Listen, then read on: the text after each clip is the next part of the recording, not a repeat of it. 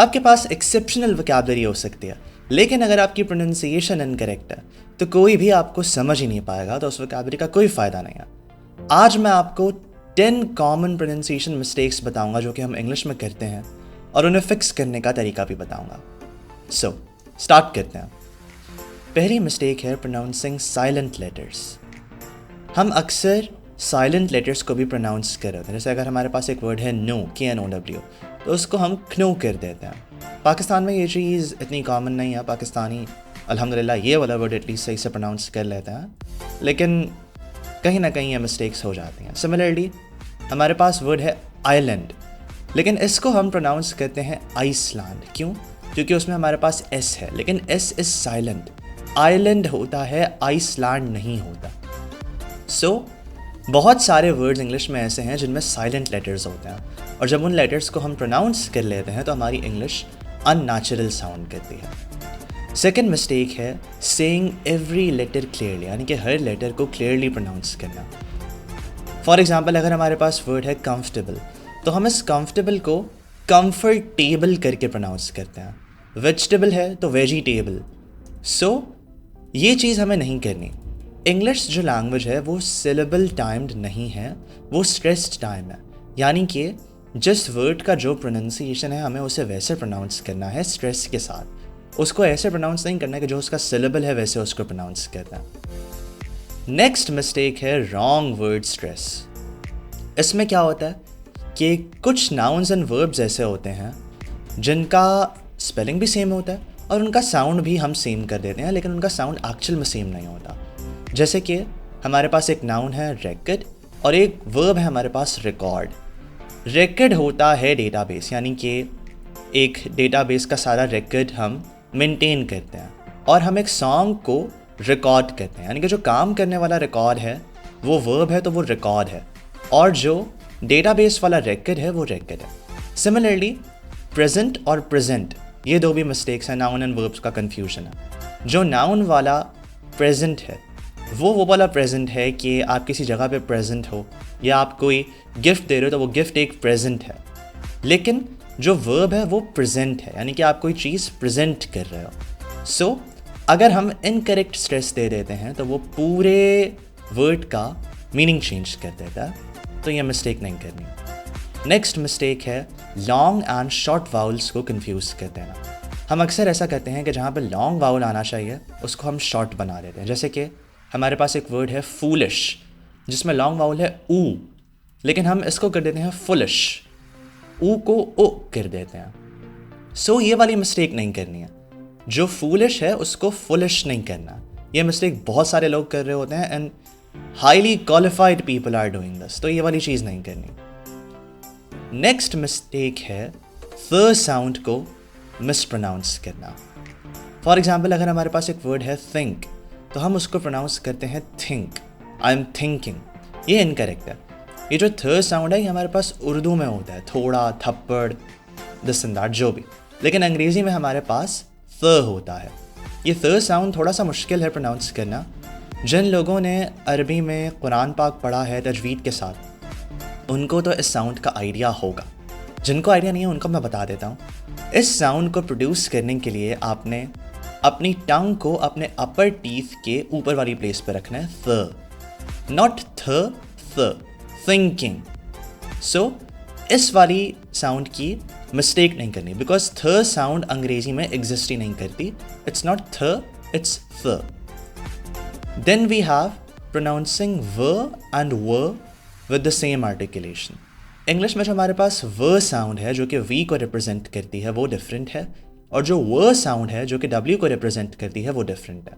अब नोटिस करो, मैं कह रहा हूँ व, तो व में क्या हो रहा है, जो मेरा लोअर लिप है वो मेरे अपर लिप के ऊपर आ रहा है, और जब मैं कह रहा हूँ व, तो इस व से क्या हो रहा है, मेरे जो माउथ की शेप है वो राउंड बन रही है। फॉर एग्जाम्पल, अगर मैं कह रहा हूँ वेरी, और अगर मैं कह रहा हूँ वाटर, तो जो वाटर है उसमें जो व है उसमें मेरे माउथ की शेप पूरी राउंड बन रही है।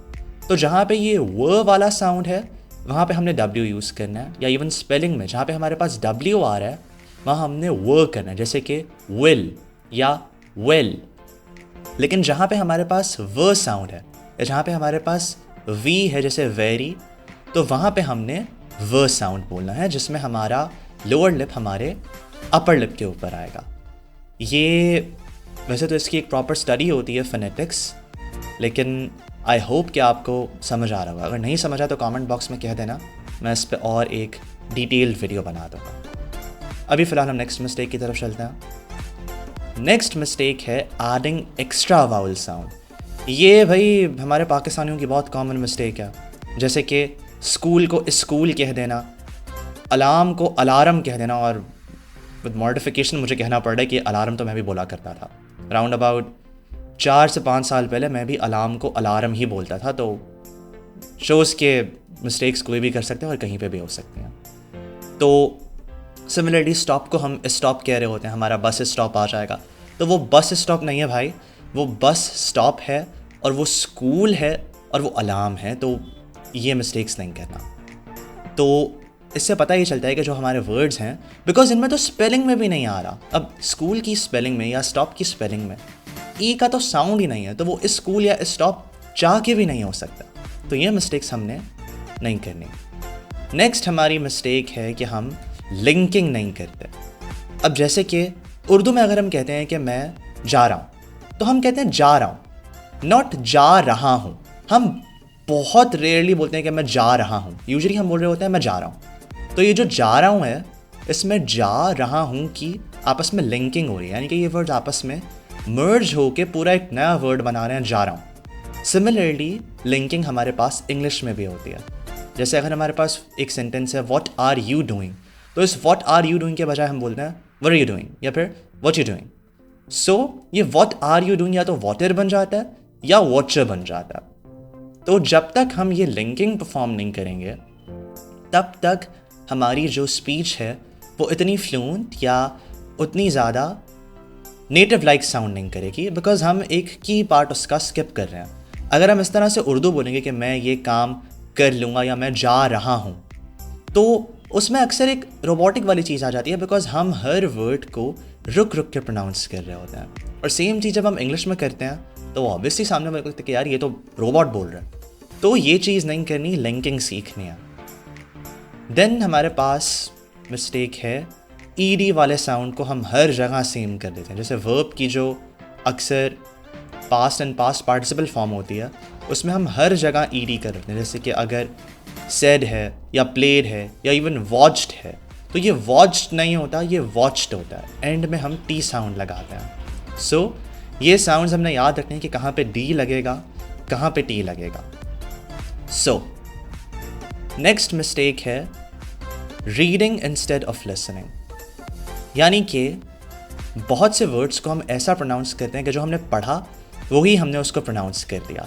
हम ये नहीं देखते कि जो नेटिव स्पीकर्स हैं वो किस तरह से उस वर्ड को प्रोनाउंस कर रहे हैं। जैसे मैंने वो कंफर्टेबल और कंफर्टेबल वाली एग्जांपल दी थी। अब लिखा हुआ तो ऑनेस्टली कंफर्टेबल ही होता है, लेकिन जो नेटिव्स होते हैं वो उसको कंफर्टेबल प्रोनाउंस करते हैं ना। तो हमने ये नहीं करना है कि जैसे लिखा हुआ है वैसे ही उसको प्रोनाउंस करें। हमने ये देखना है कि जो नेटिव्स हैं, यानी कि जिनकी लैंग्वेज है, जो प्रॉपर अंग्रेज़ हैं, वो इसको कैसे प्रोनाउंस कर रहे हैं। सो ये थी कुछ 10 कॉमन प्रोनाउंसिएशन मिस्टेक्स। अगर आप इनमें से कोई मिस्टेक्स करते हो या करते थे तो कमेंट बॉक्स में बताना कि क्या मिस्टेक्स करते हो। अब देखो, जैसे मैंने भी अलार्म वाली बता दी थी तो कोई मसला नहीं है, बता देना। बाकी वीडियो अच्छी लगी हो तो इसको शेयर कर देना दूसरों के साथ, दूसरों का भी कुछ भला हो जाएगा, मेरा भी भला हो जाएगा। अच्छी लगी हो तो लाइक भी कर देना, और ऐसी वीडियोस चाहिए तो चैनल को सब्सक्राइब कर देना।